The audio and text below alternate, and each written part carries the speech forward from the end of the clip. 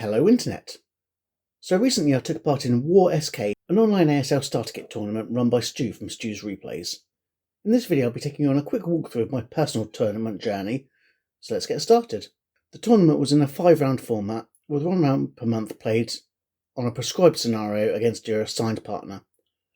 All the organisation was arranged on Discord and games were played live on Vassal.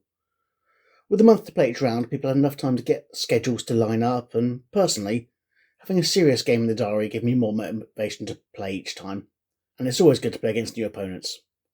So let's go and have a look at my matchups.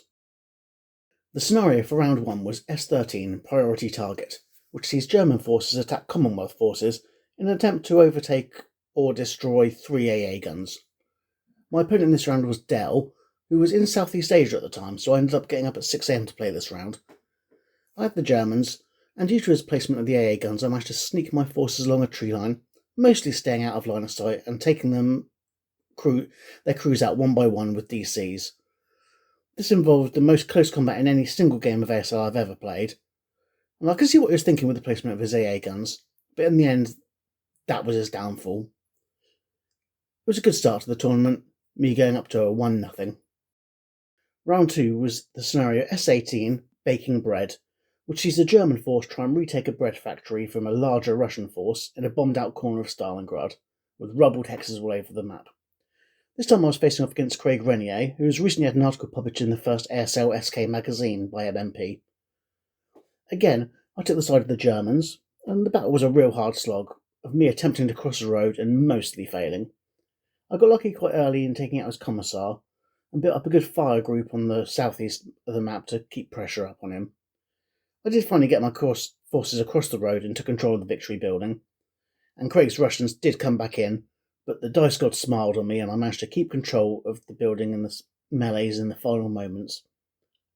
2-0. Round 3 was S72, stretched thin at Alta Villa, set in Italy, with a small American force taking control of an unoccupied village that a German force then has to come and retake. For this game my opponent was Clara, and I was once again stuck with the Germans, but they've served me well so far. Now this scenario did have an alternative win condition, where by a certain turn, if I could get rid of all the Americans on the hills or get them out of buildings, I could have won early, but where they placed their mortar, I just didn't really think it was possible. I did all I could to keep the Americans away from the buildings, which was mostly successful, but I did have some troops trapped in the woods on the northern board that had no real effect on the game, except keeping their Yanks busy. Across the last couple of turns, I was racing units through and going CX to take control of as many buildings as possible, and that did end up winning me the game. So I'm up 3-0.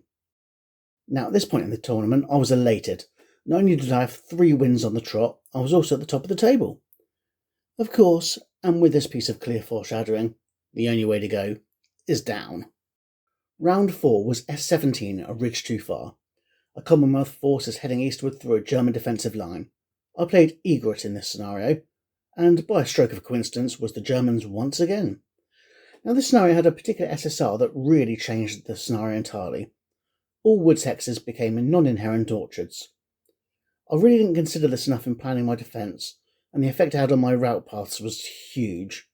The Brits pushed through, backed with the fire from their mortar, and as my Germans were spread thin and starting to break and fall back, I really had nowhere to retreat to. By the end of turn 5, Egret had pushed enough forces over the line to take the win, and handed me my first defeat of the tournament. So my score was down to 3-1. The final round was S61, Help Our Troops Out, a scenario with Germans against Americans. The American forces begin in a cluster of buildings, with Germans around them, and they have to head south across a clear map to exit on the southern edge, with a trio of AFVs coming in to help them escape. I was playing Boyce, aka the advancing squad leader, and I was the Germans for the 5th game in a row. Now Boyce set up as Americans in some woods which were technically in a set-up area, but a lot further south than I was expecting them to be, so most of my forces didn't really have any line of sight to him. And in his first prep fire phase, all of my troops that did have line of sight were broken, and he just managed to stroll some units CX down south, bring them in range of the exit. By his second movement phase, the entire game was over, half down to my setup, and half down to the dice just hating me on that first turn and breaking everyone. So my final game was a loss, leaving my record at 3-2, and my most embarrassing game of the entire tournament. So for the final standings, my personal score of 3-2 had left me in 4th place overall, which was quite respectable. After the heady heights of 1st place just 2 rounds ago, everything had gone wrong, but my ego was somewhat soothed knowing that the 2 opponents I had lost to were in 1st and 2nd place overall. So I might have lost, but I lost to the best. Overall, I had a great time playing this tournament, and it wasn't until recording this video that I realised I was the Germans in every single scenario. Because when you're playing only one scenario a month, there's little details you get blind to them. Now, also because it was a tournament, it gave a certain gravitas to the vassal games I had booked in, which each time it felt more like a responsibility playing, knowing it had a greater significance than just a pick-up game. And during the scenarios themselves, knowing it was for the ongoing tournament really focused my mind on the game much more than usual.